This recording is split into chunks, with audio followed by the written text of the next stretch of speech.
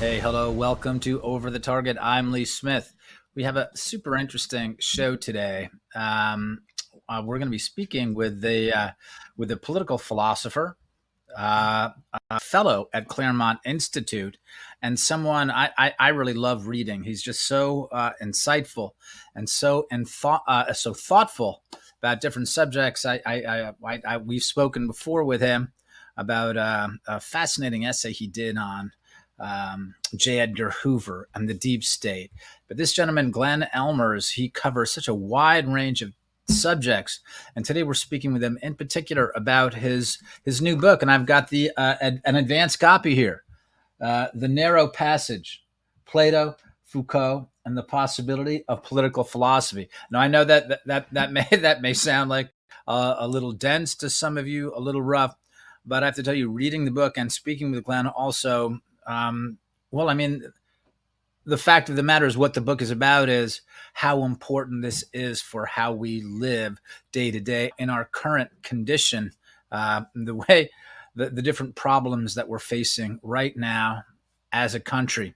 So without me going on any further, let's have someone explain who really knows what they're talking about. The brilliant and awesome Glenn Ellmers. Glenn, thank you so much for being with us here today on Over the Target. Welcome.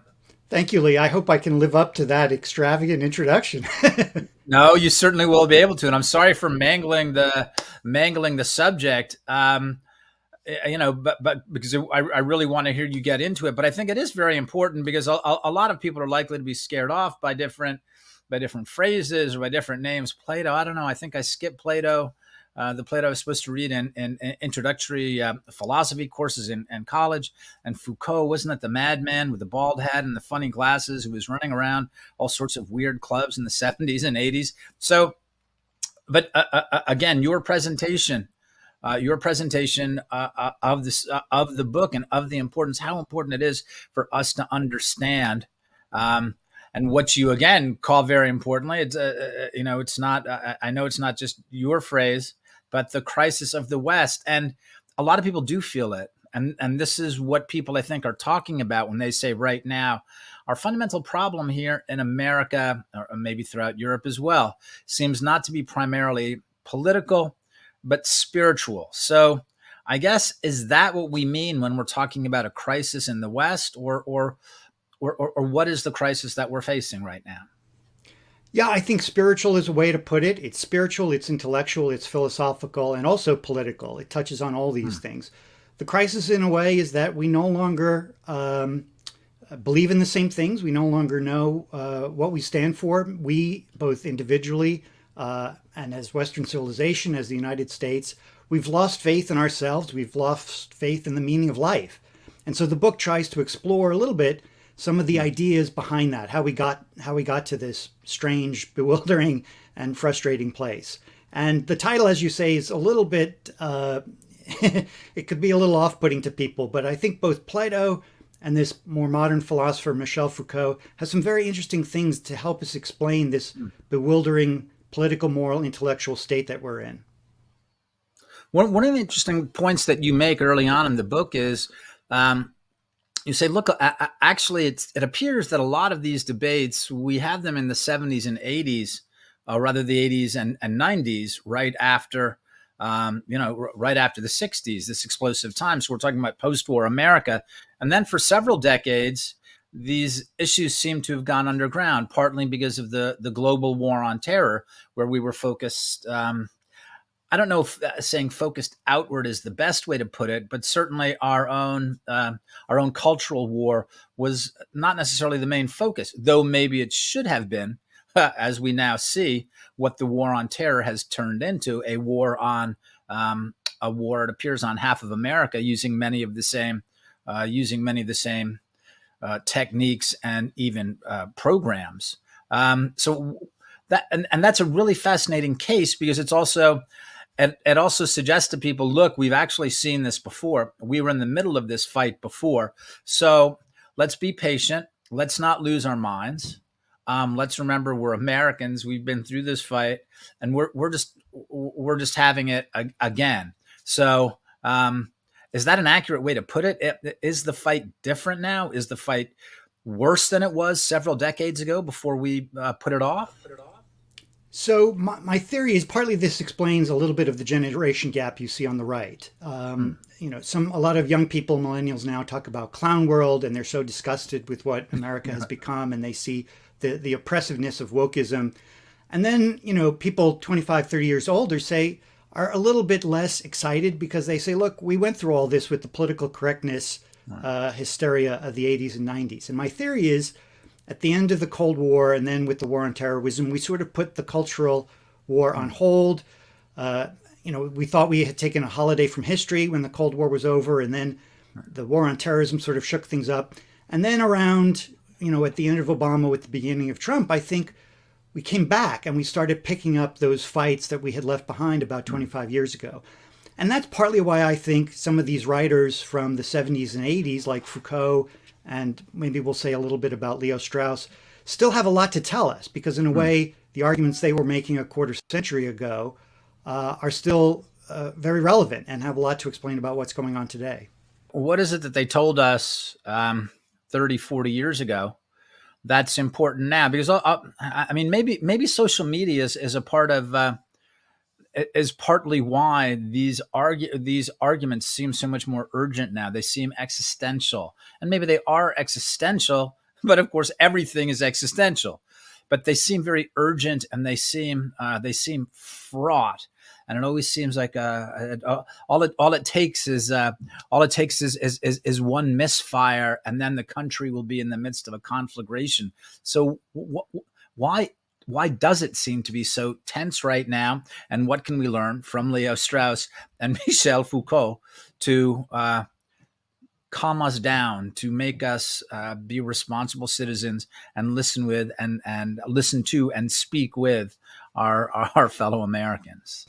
Sure. Well, first on social media, I think you're right. It does make it. I don't think the arguments have essentially changed from, say, 25 years ago. It's still about the nature of what is America? What does America stand for? What is the nature of Western civilization? It's under assault by various postmodern ideologies. I think that's largely the same. But the left has not rested over the last 25 years. A lot of people on the right took a holiday, but the left continued its march through the institutions. Social media now, which we didn't have back in those days, amplifies and intensifies and exacerbates things. So the intensity is worse, the animosity and the anger is worse. The ability to mob people online certainly wasn't there. But I think the arguments are essentially the same. And in its way, one of the main themes of my book is the clash between the claims of science and scientific expertise, what some people call the administrative state. You certainly saw this with Anthony Fauci in the response to COVID, that scientists and scientific experts and bureaucratic experts can govern us because they're smarter, they have elite educations, and they don't really need the consent of the governed. And that presumption of superior training of expertise directly contradicts another element of the left, which is this postmodern belief that the truth is simply a function of power, that things like math and science are functions of white hegemony, that there is no objective ground of reality. And those two things are certainly in contradiction. And I think that explains a little bit of why so much of woke ideology seems crazy and irrational and hard to understand. That's fascinating. Right. I hadn't seen that contradiction before. It's like if you're promoting this kind of expertise and authority, remember that you're also the people who've been undercutting authority with post-structuralism, so with all sorts of catchphrases. There's nothing outside the text. Knowledge is power. All the different catchphrases. So, like, actually, no. There's nothing. There's nothing that really matters. So, is it a matter of recovering? Is it a matter of recovering Western civilization? Is it a matter of healing Western civilization? Or is it a matter of moving on, not away from Western civilization? But when people talk about our constitutional order, and you talk about it, you say it's post-constitutional. So should we just forget it and say, well, the point actually, after all, of human freedom is not to have a constitution. The point of human freedom is human freedom.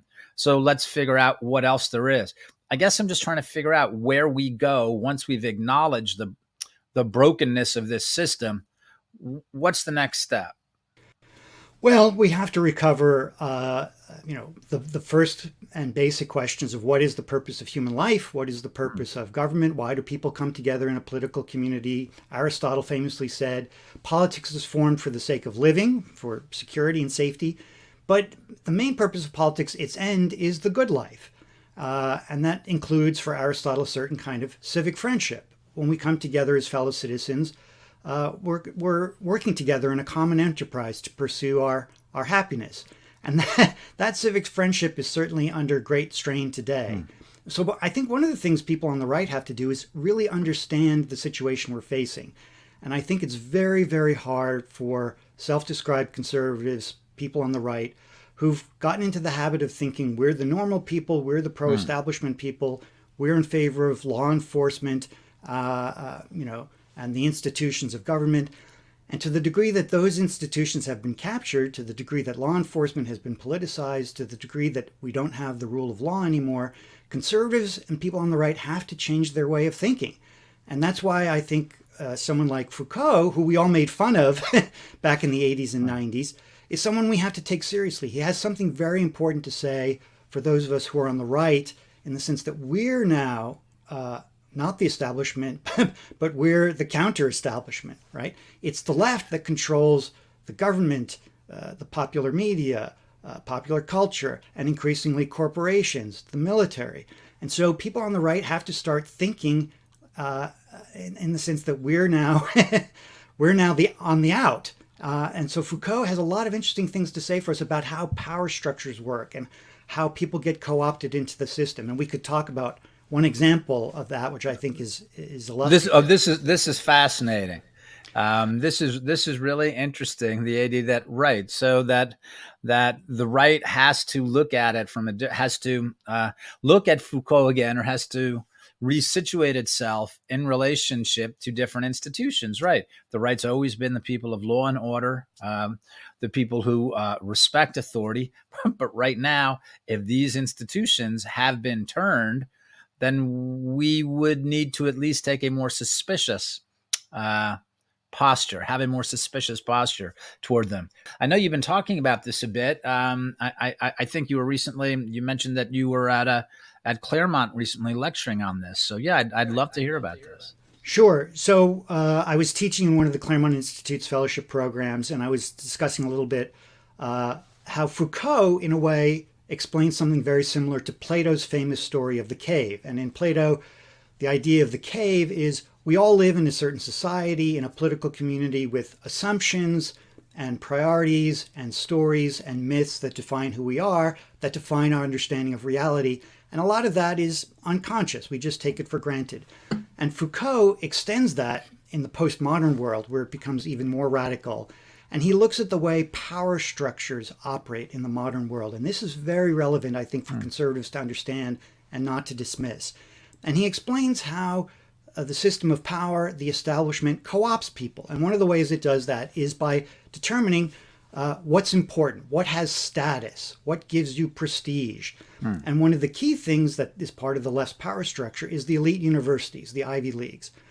And the example I used is there's a very well-known, extremely wealthy conservative philanthropist named Ken Griffin. He's a big donor to Republican causes. He's a big deal on the right, a major philanthropist. Recently gave $300 million to Harvard University, got a building named after him.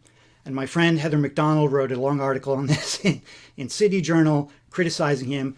The thing I wanted to emphasize, and what I explained to my students a couple weeks ago, is this is a perfect illustration of what Foucault is talking about, because this guy thinks he's on the right, he thinks he's a conservative, he thinks he's a critic of the establishment. But by putting $300 million into Harvard to get his name on a building, it proves that he has been completely co-opted. His status, his prestige, what he thinks is important, what he thinks gives him status in the community is completely tied up with what the elite determines with the status attached to the Ivy League and the elites. We just have to cut away for 1 second. Because people who are watching us right now on YouTube or Facebook, they need to make the jump to watch us exclusively on Epoch TV. We're cutting away for less than a minute. You're not going to want to miss a single second. Fascinating, great conversation with Glenn Ellmers. Right now, we're talking about how philosophy, political philosophy, can help inform us right now as Americans in particular. Glenn is talking about Ken Griffin. And we're talking about how the I believe it's $300 million that he has given to Harvard University, how this is part of the process of co-optation. Fascinating conversation with Glenn Ellmers. Join us less than a minute. Make sure you make the jump. We'll see you then.